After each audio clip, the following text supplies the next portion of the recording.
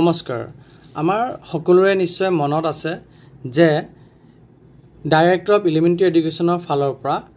2024 চনৰ আগষ্ট মাহৰ 6 তাৰিখে এটি এডভাৰটাইজমেণ্ট প্ৰকাশ পাইছিলে যোনটো এডভাৰটাইজমেণ্টৰ যোগেদি ৩৫,১৩৩ গৰাকী সৰ্বশিক্ষা অভিযান মিছনত কৰ্মৰত ষ্টেট পোল আৰু কন্ট্ৰেকচুৱেল শিক্ষকক স্পেচিয়েল ৰিক্ৰুটমেণ্ট ড্ৰাইভৰ যোগেদি নিয়মীয়া কৰাৰ এক বিজ্ঞপ্তি বা এডভাৰটাইজমেণ্ট প্ৰকাশ পাইছিল আৰু সেই এডভাৰটাইজমেণ্টৰ বিৰুদ্ধে WPC 4031/2024 এটি গোচৰ সদৌ অসম প্ৰাথমিক টেট উত্তীৰ্ণ শিক্ষক সমাজৰ ফালৰ পৰা ৰুজু কৰা গৈছিলে আৰু তাৰ লগতে বহু কেইজন পিটিশনাৰ্ছ আছিলে তেওঁলোকে এটি গোচৰ ৰুজু কৰিছিলে আৰু সেই গোচৰটোৰ পৰিপ্ৰেক্ষিতত এটি ইন্টাৰিম জাজমেণ্ট আহিছিলে 12 আগষ্ট 2024 মই আপোনালোকৰ স্ক্ৰিনত সেই জাজমেণ্টটো দেখাব ট্ৰাই কৰিছো যে 12 আগষ্ট 2024 এই যি ৩৫,১৩৩ টা পোষ্ট ফিল আপ কৰিবৰ কাৰণে চেষ্টা চলাইছে গভৰ্ণমেণ্টে তাৰ এডভাৰটাইজমেণ্টটোকে সাসপেনশন কৰি দিছিলে এজনীয়া বিচাৰপীঠে আৰু সেই সাসপেনশনটোৰ এগেইনষ্টত অতি কম দিনত আমাৰ যি মহাধিবক্তা ডি শইকীয়া ছাৰ আছে তেখেতে আইনৰ যি প্ৰভিজনছ আছে তাৰ অতি সুন্দৰ ব্যৱহাৰ কৰি পেলাই তেখেতে চিফ জাষ্টিছৰ ওচৰত এপিল কৰিছিলে আৰু এপিলত কিন্তু তেখেতে অতি চতুৰতাৰে অতি পইণ্ট এক্সপাৰ্ট এজন এডভোকেট হিচাপে তেখেতে নিজকে প্ৰতিপন্ন কৰিবলৈ সক্ষম হৈছিল মই যোনটো হিয়াৰিং শুনিছিলোঁ সেই এক বছৰ আগৰ কথা কৈ আছোঁ তাত তেখেতে চিফ জাষ্টিছক কনভিন্স কৰাব পাৰিছিলে আৰু সেই যি সিঙ্গল বেঞ্চৰ অৰ্থাৎ এজনীয়া বিচাৰপীঠৰ যি ইন্টাৰিম আছিলে যে এডভাৰটাইজমেণ্টটো সাসপেনশন কৰিব লাগে সেই ইন্টাৰিম এপিলৰ জৰিয়তে ইন্টাৰিম অৰ্ডাৰটোক তেখেতে মডিফাই কৰিব সক্ষম হৈছিল অৰ্থাৎ শুধৰাব সক্ষম হৈছিল আৰু সেই শুধৰণিত চিফ জাষ্টিছে কৈছিলে যে যিখিনি পেন্ডিং কেছ আছে বহুকেইটা গোচৰ আছে লিংক কেছ বহুকেইটা আছে মই আপোনালোকক দেখাব চেষ্টা কৰিম সেই লিংক কেছখিনি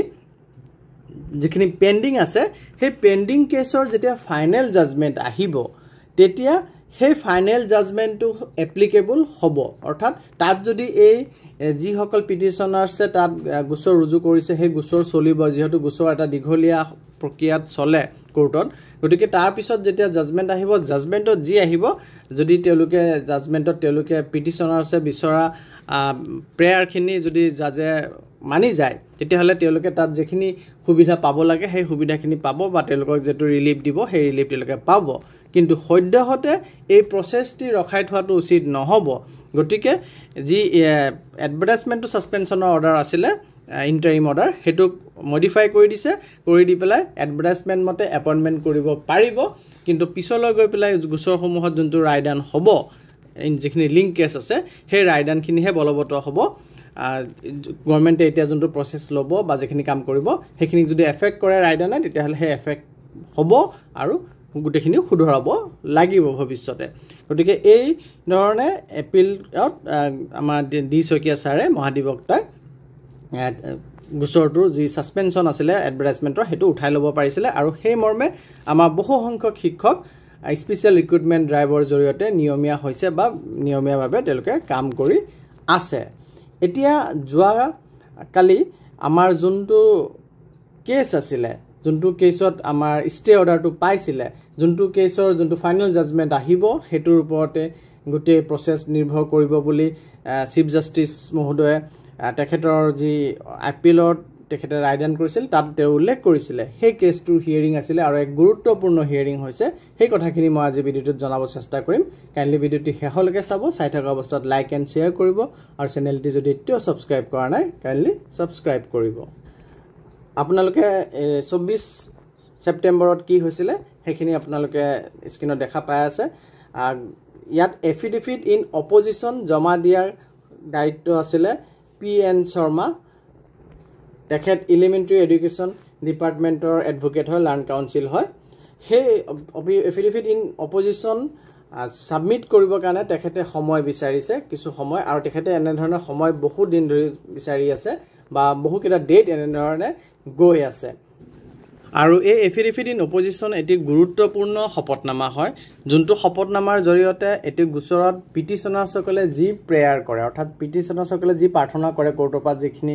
তেওঁলোকে বঞ্চিত হৈ আছে বা তেওঁলোকে যিখিনি সুবিধা পাব লাগে সেই সুবিধাখিনি তেওঁলোকে বিচাৰে সেই সুবিধাখিনি বা সেই বঞ্চিতখিনি তেওঁলোকে কি কাৰণত কৰা গৈছে তাৰ ৰিজন দিয়া তাৰ তথ্যপাতি দিয়া তাৰ দলিল দিয়াৰ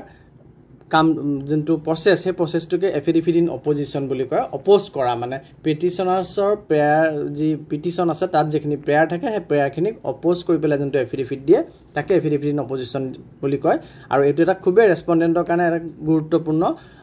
নথি হয় সেই নথিটি বা সেই এফিডেভিটটো ফাইল কৰোঁতে বহুত বেছি সময় লৈ আছে কোৰ্টত আমাৰ এডুকেশ্যন ডিপাৰ্টমেণ্টৰ